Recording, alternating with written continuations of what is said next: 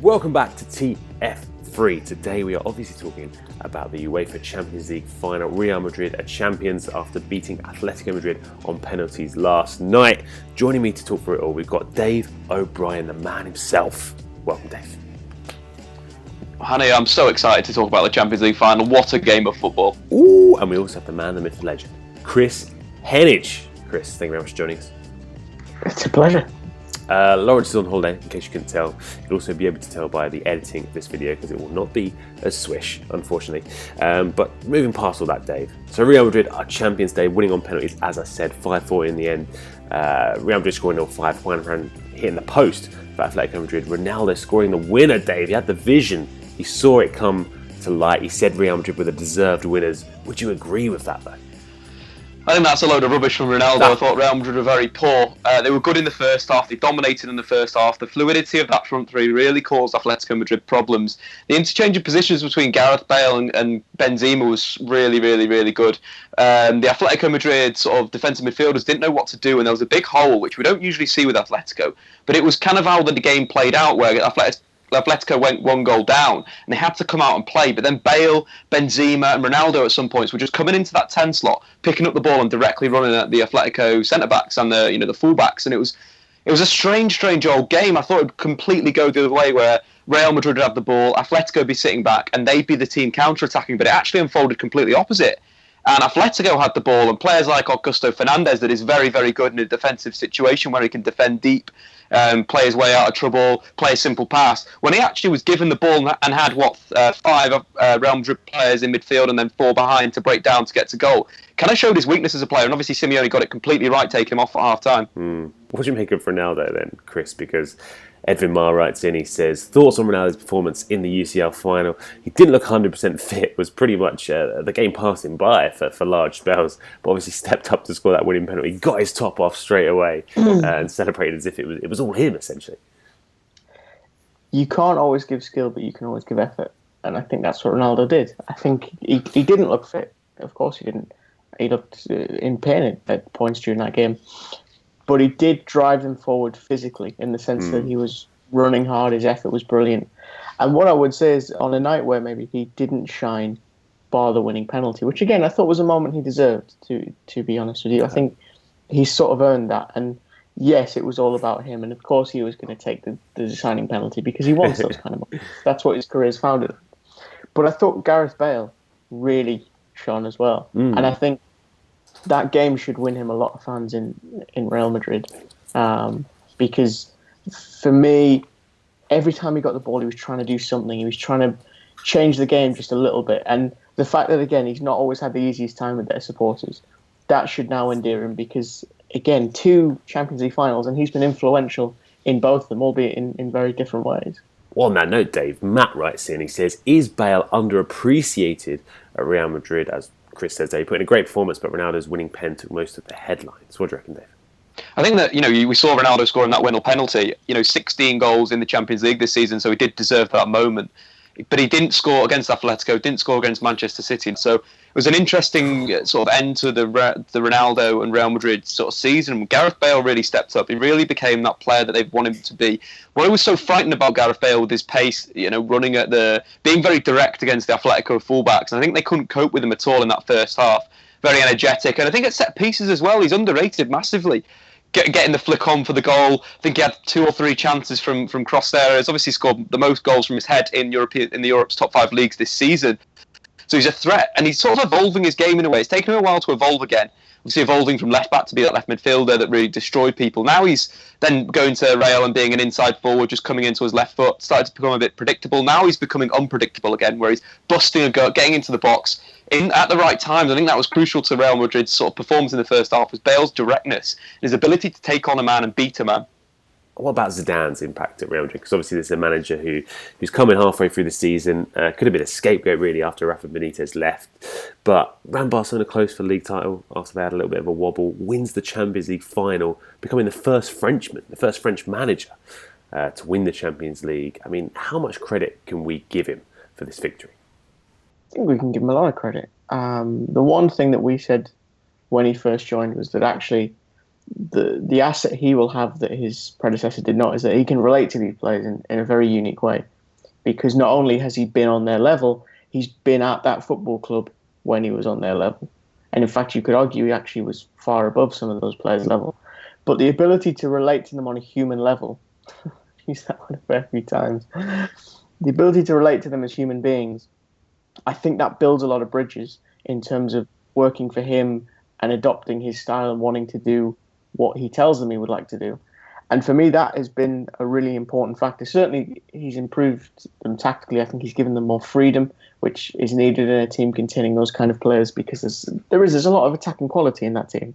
And I think that's something that Benitez undervalued and tried to get them almost to the point of being too defensive relative to the players around them. And that's something he's founded on himself as a coach. It's about stopping the opposition scoring first before we try and score.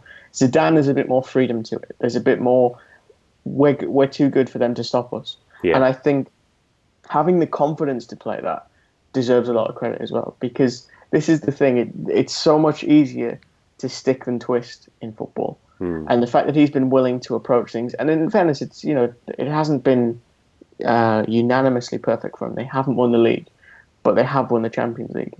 And I think last night against Atletico, we saw him adapt a little bit more. We saw him actually play to the opposition a little bit, but do it in the right ways. I think Kris hits the nail on the head there, Dave.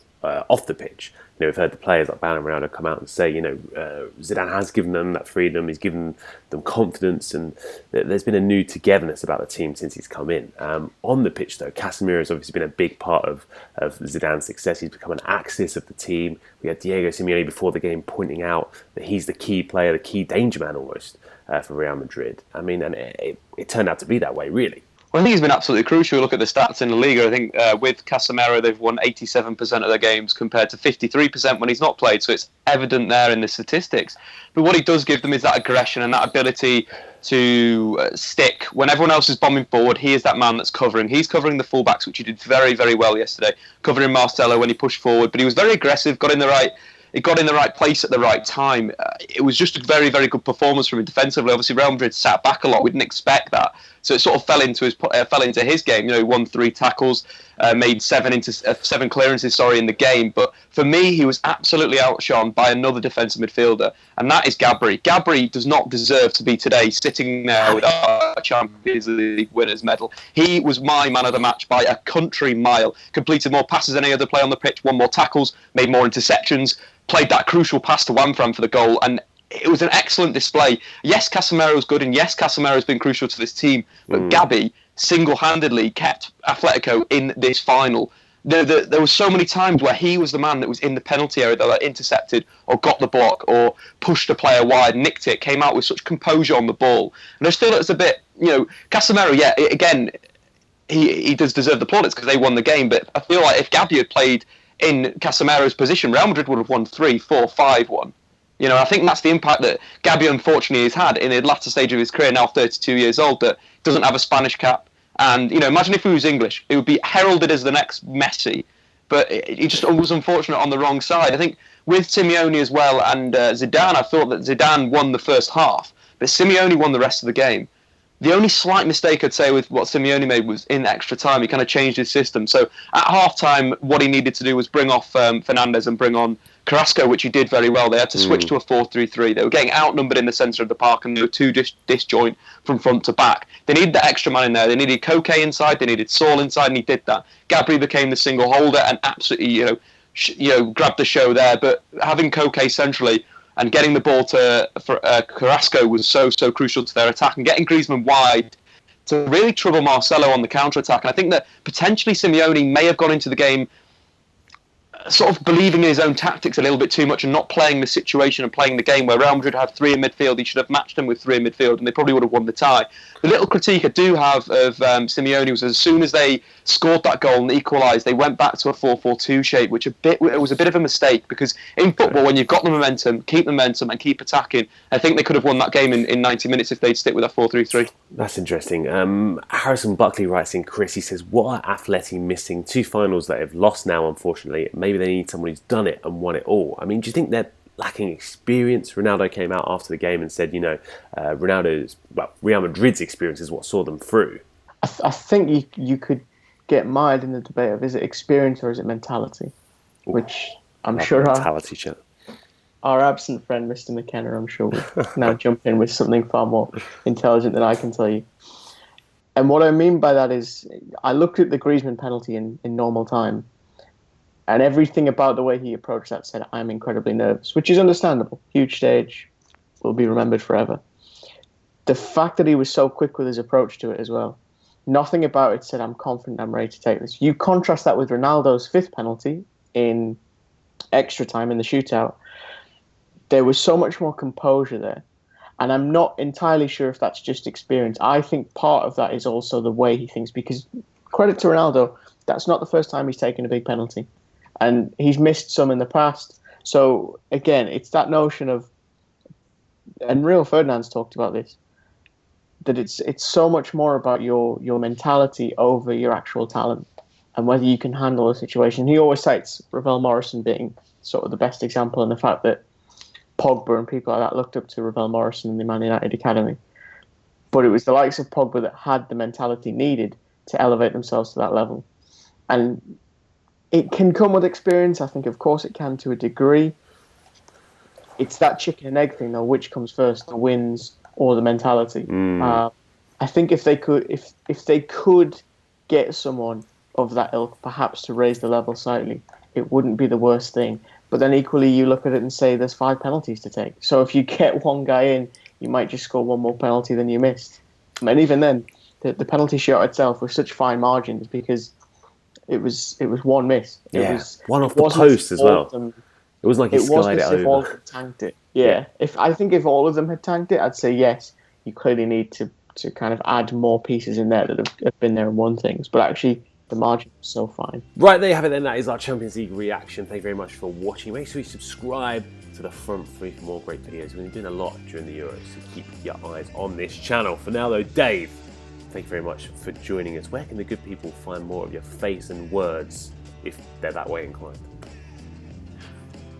Well, go onto your Facebook right now, open the search bar and type in the Front Three. There is a new Facebook page. I did a Champions League final preview on there. We're going to have a lot more stuff coming up for the Euros. Facebook Live's a big thing, and we understand technology is crucial for producing good stuff. So we're going to get Facebook Live going. We're going to put all of our content on there. So make sure you like it, tell your pals about it, share it in your Facebook feed. Yeah. And that's it. Technology is crucial, Dave. Kris, where can like an 80s pop star. Yeah. Was just handed a laptop. Kris, where can the good people find more of your work? Are you on Facebook as well? Technology is crucial. I am on Facebook. Okay. Technology is crucial. Where can the good people find you on Facebook? If you type in my name, that should bring me up. Or on Twitter at KHENEAGE. Type in the name. That does make sense. Guys, thank you very much for joining us. We'll see you next time on The Front